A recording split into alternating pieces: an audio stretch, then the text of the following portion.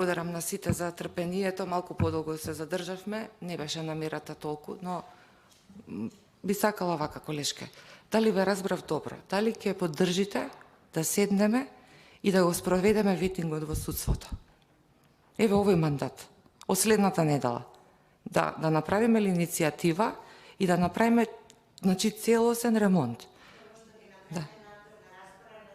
Апсолутно, по сите салтанати. Можам да ве држам за збор. Добро. Ете, ќе почнеме и од таму. Тоа држи, се согласувам. Кој не сака да има правда? Кој не сака да си има чесен исход? Кој не сака да има рад? Сега немаат луѓето рад, никој. Освен Алом, и знаете како. Не може така, греота е. Лежат луѓе по затвори, сме ја дискутирале, господинот Павле Трајанов ја потегна таа јавна расправа, никогаш нема да заборавам, ги слушав сите луѓе кои што биле под политички прогон во претходното владење. Дел од нив и ги знам, доктор Пиперковски ми е семен пријател. Да ви кажам, жално е. Само тука има емоција кај мене. Верувајте.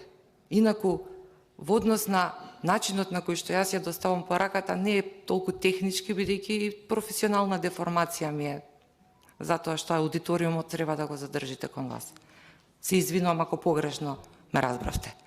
Во секој случај верете, се познаваме, така што не е проблем. Јас сепак ќе останам на ставот и ќе го поддржам предлогот и се надевам дека ќе најдеме начин кој што ќе биде во интерес на македонските граѓани.